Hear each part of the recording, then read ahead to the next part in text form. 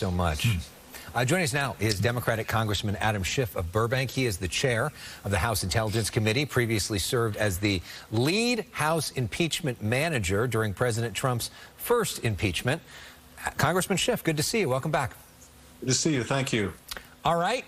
Your assessment, you've been there, you've done it, you've been in the room. How did you grade today's proceedings?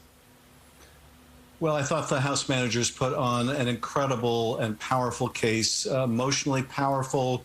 The constitutional argumentation was strong and well thought out and well presented.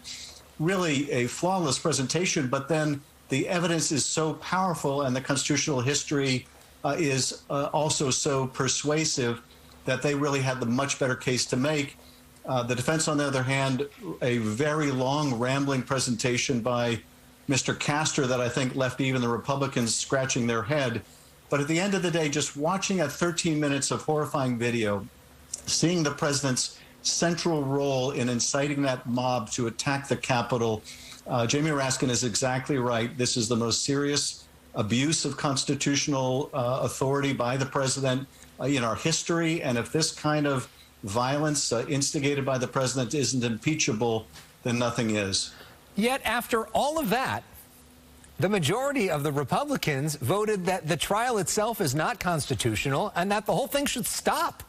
So do the arguments really even matter, or do you think that most of them have their minds made up and this is all just for show?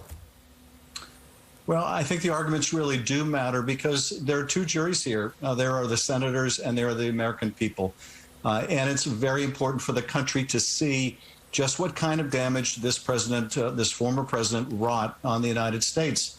And if he is not disqualified from running again, what kind of damage he can incur once again. So the senators, Elex, I think you're absolutely right. They seemed impervious to the facts and the law and the Constitution.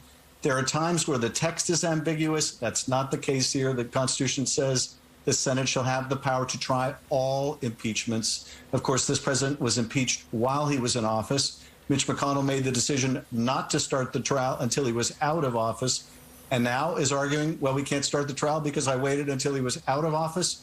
That kind of sophistry in the face of this kind of violence just cannot carry the day. So when you were the lead impeachment manager, a lot of folks thought you won the argument in terms of folks on the left, but then you weren't able to convince many Republicans, with the exception of Mitt Romney. What do you think you learned from that experience that you might be able to give as advice to the next group of impeachment managers? What did you learn that maybe you could do differently if you were doing it a second time? Well, I don't know that I would say that there's much we could have done differently to change the result. I do feel like we had played an important role in changing minds of the American people, in demonstrating what a danger this president posed to the country, and gave the American people the opportunity to hold senators accountable for their votes. And several of them are now no longer in the Senate, and the majority has changed in the Senate.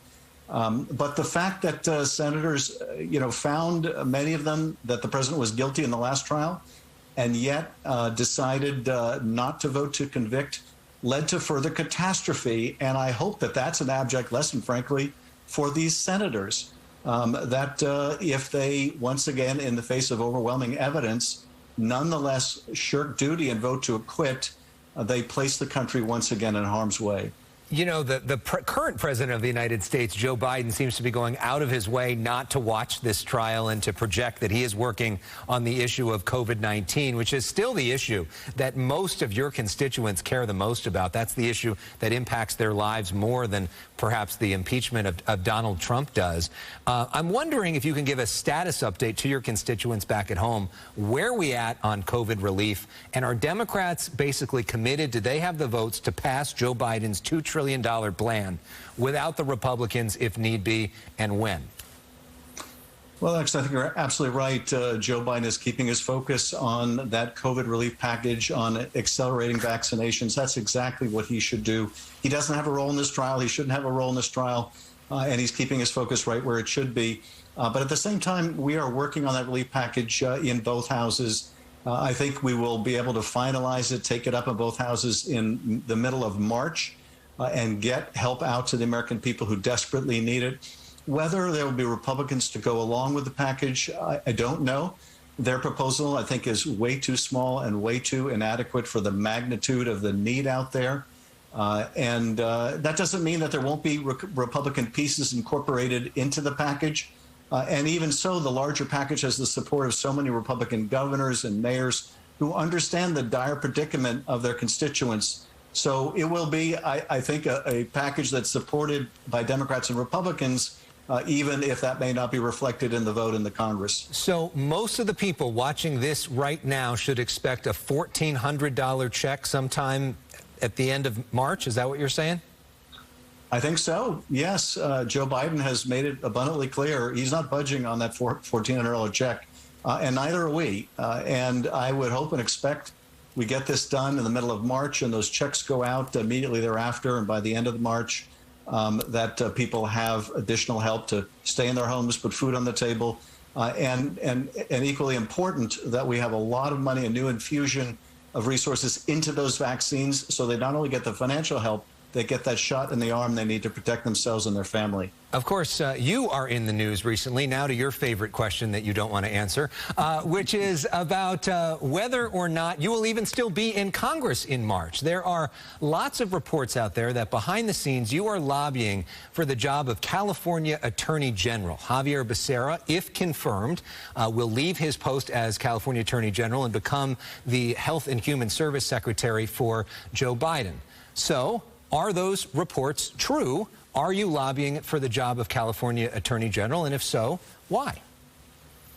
Well, actually, right. This is the question that I have refused to comment on. I don't want to add to the public speculation about it. I'm going to keep my focus, much like the president, on trying to get this relief package done, trying to get COVID help out there. And I will let the press speculate as they will. Okay, I hear a maybe there. But maybe that's my own thing. Congressman Adam Schiff, for now, maybe Attorney General Adam Schiff, who knows? Thank you so much for your perspective in any job. You always are welcome here. We appreciate your perspective. Thank you for sharing it, and good to see you. Great to see you.